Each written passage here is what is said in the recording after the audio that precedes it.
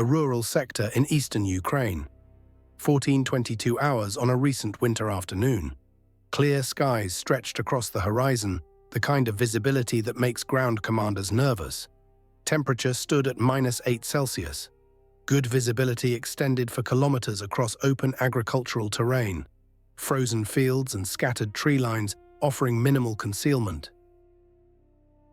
A Russian mechanized brigade, 3,400 combat soldiers, supported by 94 armored and soft-skinned vehicles, conducted tactical march toward new deployment area. The column stretched across 8 kilometers of open countryside, vehicles maintaining standard 50-meter intervals. T-72 and T-90 tanks led the formation. BMP infantry fighting vehicles followed. MTLB armored personnel carriers transported additional infantry. Ural and Kamaz trucks carried ammunition, fuel, and supplies. Mobile air defense systems, Pantsir S-1 and Tor M2, were dispersed throughout the column. Electronic warfare vehicles, RB-30A1B, Borisoglebsk II systems, operated at elevated readiness. The movement was routine, planned weeks in advance according to standard operational procedures. Security measures were standard for rear area operations. Russian command assessed threat level as minimal. The brigade had moved through this sector before, without incident. Intelligence reported no significant Ukrainian forces in immediate area. The defensive posture was appropriate for rear echelon movement, vigilant but not expecting contact. 47 minutes later, the brigade would cease to exist as functional military formation. 94 vehicles would be smoking ruins. 2,456 soldiers, 72% of the brigade, would be killed or wounded. The destruction would come not from artillery barrages that announce themselves with sound and fury, not from manned aircraft that can be detected and engaged, not from ground assault that provides opportunity for response. It would come from 1,200 small FPV drones launched in coordinated swarm attack that overwhelmed every defensive system through saturation. This happened days ago. The battlefield remains littered with destroyed vehicles arranged in macabre 8-kilometer parade of destruction. Forensic teams photograph each wreck. Intelligence analysts compile lessons learned. The strategic implications of successful large-scale drone swarm operations continue being analyzed in military headquarters worldwide. This is what occurred during those 47 minutes. Modern warfare increasingly features unmanned systems as primary combat arms rather than supporting elements. Drones provide reconnaissance, deliver precision strikes, and enable new tactical approaches that were impossible in previous decades. First-person view drones, small commercial quadcopters modified to carry explosives, have emerged as significant tactical threat, transforming battlefield dynamics. Individual drones are vulnerable to countermeasures and present minimal individual threat to prepared defenses. But swarm attacks, launching hundreds or thousands simultaneously in coordinated waves, overwhelm defensive systems through sheer numbers that exceed engagement capacity of available countermeasures. Ukrainian forces had been accumulating FPV drones for 3 weeks specifically for this operation. The procurement was extensive and methodical. Small commercial quadcopters, primarily DJI Mavic and similar models, costing approximately $1,500 each, were purchased through various channels spanning multiple countries to avoid detection. Over 1,200 drones were acquired, assembled and modified. Each drone received explosive payload ranging from 1 to 3 kilograms depending on intended target type. Anti-tank drones carried shaped charge warheads capable of penetrating modern armor. Anti-personnel drones employed fragmentation payloads optimized for soft targets. Control systems were standardized across the entire inventory for operational simplicity. Operators underwent extensive training on target identification, flight profiles, and engagement procedures. The accumulation was conducted with operational security measures designed to prevent Russian intelligence detection. Drones were stored in dispersed locations across multiple facilities to prevent single-point catastrophic loss. Assembly and modification occurred in different facilities to distribute electronic and thermal signatures. Operator training happened away from front lines in areas without Russian surveillance coverage. The entire preparation avoided patterns that might alert Russian intelligence to unusual accumulation of unmanned systems. Intelligence preparation was equally thorough and professional. Russian brigade movements were tracked continuously through multiple intelligence sources: human intelligence from informants in occupied territories, signals intelligence intercepting brigade communications, imagery intelligence from satellites and reconnaissance drones. Route analysis predicted march corridors with high confidence. Timing estimates calculated precisely when brigade would be most vulnerable. Dispersed in extended march column across open terrain with minimal cover and constrained by road network limiting maneuver options. The optimal engagement zone was identified through terrain analysis. 8 kilometers of agricultural land offering no concealment, limited defensive options, and no quick exit routes. Ukrainian command made deliberate decision to employ entire accumulated drone inventory in single-massed attack rather than distributing them across multiple smaller operations over extended period. The operational calculus was sophisticated. Individual drones could be jammed or shot down. Dozens of drones constituted significant threat, but could be managed by competent air defense. Hundreds of drones represented major threat, requiring full defensive mobilization. But thousands of drones launched in coordinated waves would overwhelm any defensive system through saturation. Electronic warfare could jam some drones, air defense could shoot down others, but not all simultaneously when hundreds arrived from multiple azimuths at different altitudes. At 14:22 hours, the attack commenced with clinical precision. 400 drones launched simultaneously from positions 3 to 7 kilometers from the Russian column. Launch sites were dispersed across 20-kilometer front to complicate Russian defensive response. This first wave represented carefully calculated quantity, enough to saturate immediate defenses but leaving substantial reserves for follow-on waves. Launch was coordinated through secure communications. Operators received simultaneous execute order. Within 30 seconds, 400 drones were airborne and converging on target area. The drones approached from multiple azimuths in carefully orchestrated attack profile.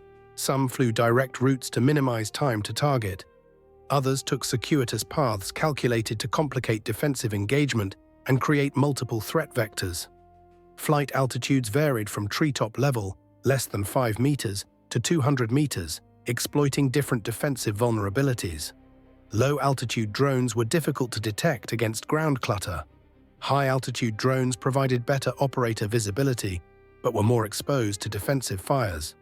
The swarm presented defensive systems with hundreds of targets approaching simultaneously from different directions at different altitudes with varying flight profiles, complexity designed to overwhelm human operators and automated systems alike.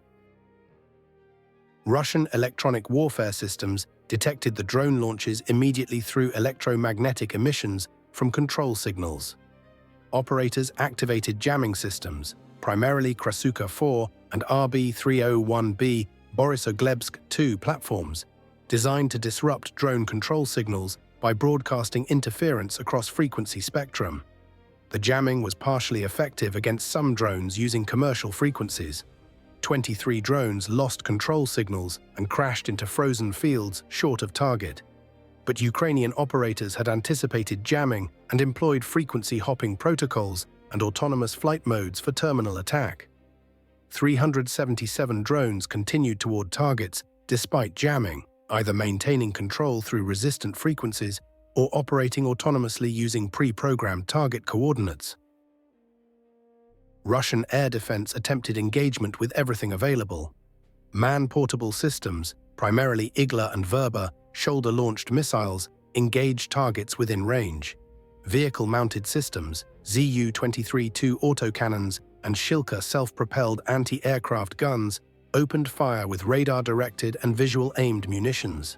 Panzer S-1 systems engaged with both missiles and 30mm cannons. Individual soldiers opened fire with assault rifles in desperate attempts to contribute to defensive fires. Shooting down small, fast-moving drones is extremely difficult, even for trained operators with modern weapons. The drones were small, less than 1 meter across, moving at speeds exceeding 80 kilometers per hour, approaching from multiple directions simultaneously. Visual tracking was challenging. Radar systems designed for conventional aircraft struggled with small radar cross-sections. Human operators were overwhelmed by target quantities. Automated systems lacked discrimination to prioritize threats. Gunners achieved some kills through volume of fire and occasional fortunate hits. Approximately 40 drones were destroyed by defensive fire, some struck by anti-aircraft missiles, others shredded by autocannon fire, few brought down by rifle fire. But 337 drones continued inbound, and defensive ammunition was being expended at unsustainable rates. Panzer systems were running low on ready missiles. Autocannon ammunition was depleting rapidly. The mathematics of attrition were unfavorable. Defenders couldn't shoot down drones fast enough to prevent substantial penetration. The remaining drones of first wave reached Russian column at 14:34, 12 minutes after launch. Operators controlling drones through first-person view cameras transmitted from onboard systems identified specific targets and guided weapons to impact with precision that artillery could never achieve. Tank commanders saw drones diving toward their vehicles in final seconds before impact. Small dark shapes growing rapidly larger in peripheral vision before terminal detonation. Some attempted evasive maneuvers, drivers throwing vehicles into desperate turns. Most impacts occurred before crews could react effectively. The drones were simply too fast and too numerous for human reaction times.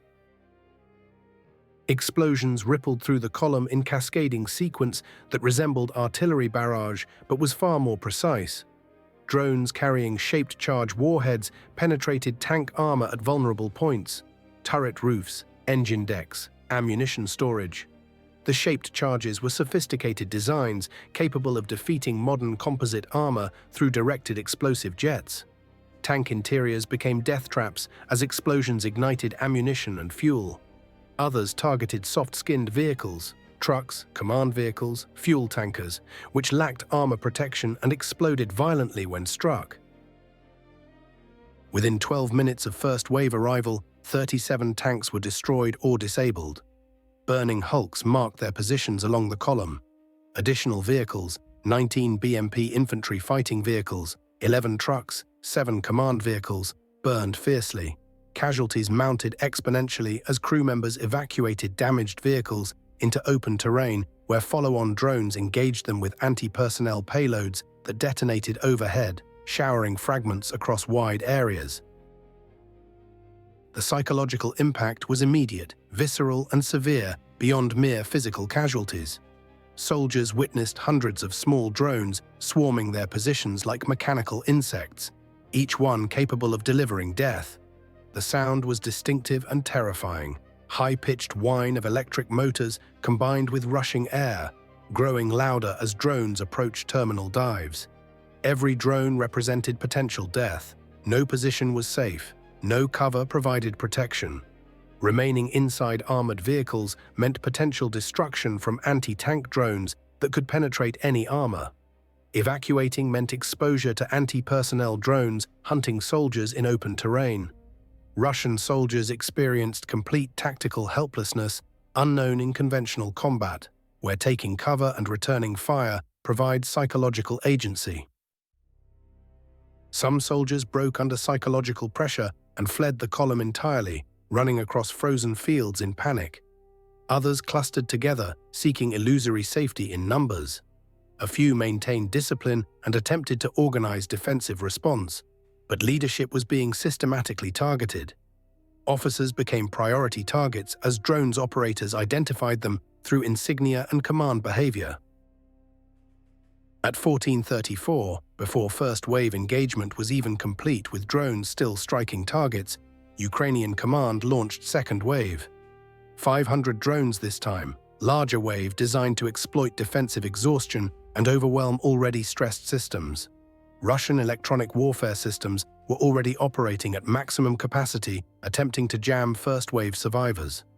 Transmitters were running hot, some approaching thermal limits. The second wave overwhelmed remaining defensive capability through sheer quantity, that exceeded maximum theoretical engagement capacity. Electronic warfare operators reported systems overheating from sustained operation beyond design specifications. Jamming effectiveness declined progressively as equipment approached failure limits, and some systems shut down automatically to prevent permanent damage. Russian air defense had expended significant ammunition engaging first wave. Panzer systems reported less than 30% remaining missiles. Autocannon ammunition was below 50%. Man-portable systems were depleted entirely in some units. Reload times meant reduced defensive fires against second wave. Additionally, many air defense vehicles had been destroyed by first-wave strikes, reducing overall defensive capacity by estimated 40%. Second-wave drones approached Russian positions already thoroughly disrupted by first wave.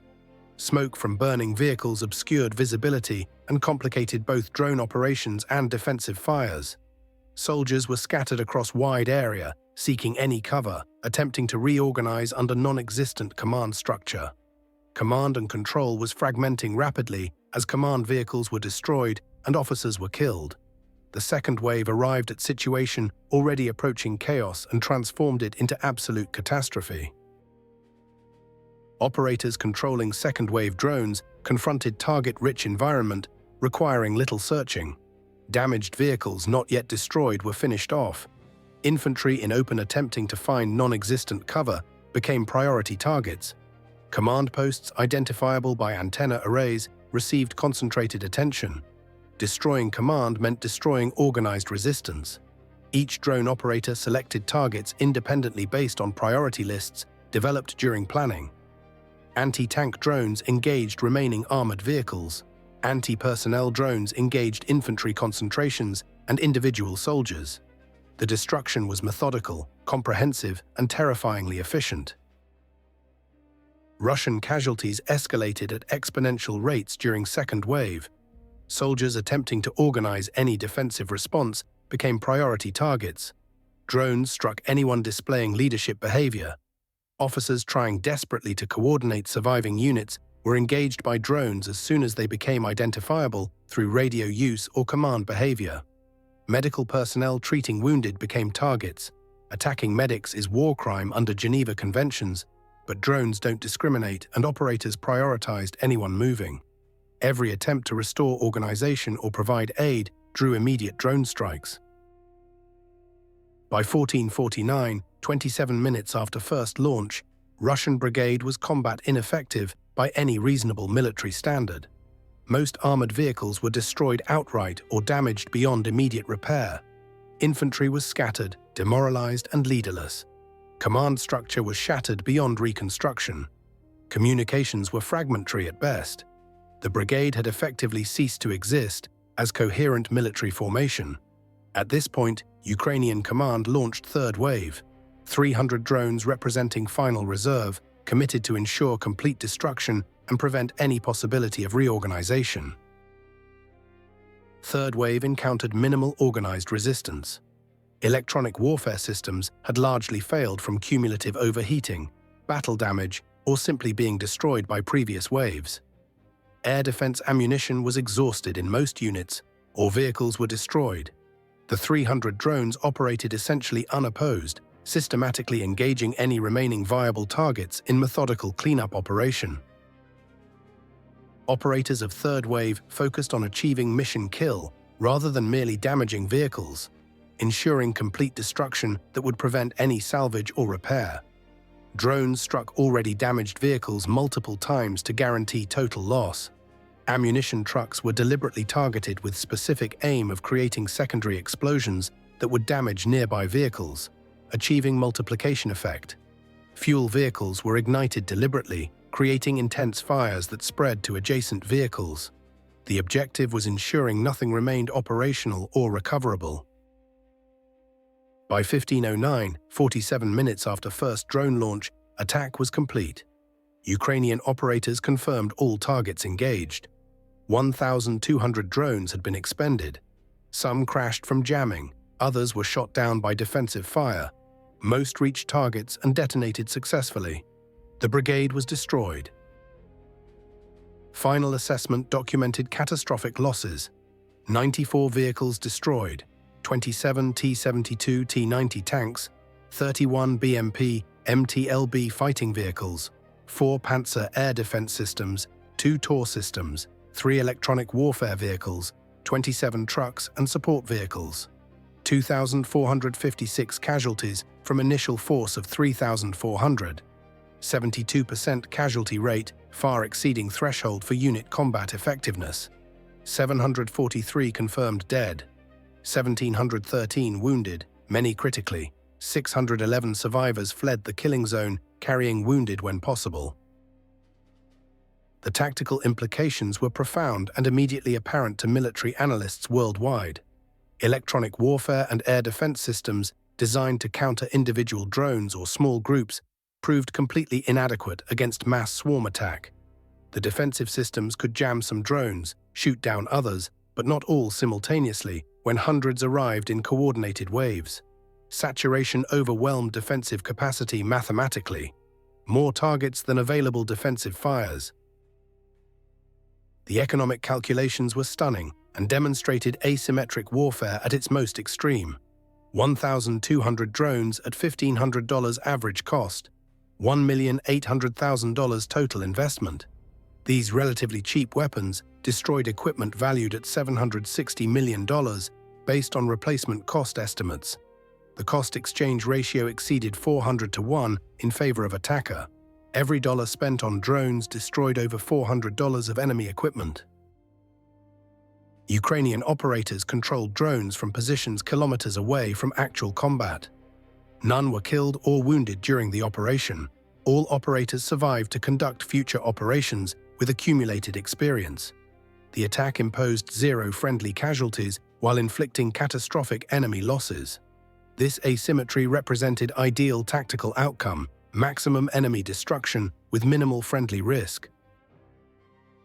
The psychological impact on Russian forces was severe and enduring beyond the immediate casualties. Survivors described feeling hunted by swarms of mechanical predators, immune to fear or mercy. Every drone sound created instant panic responses.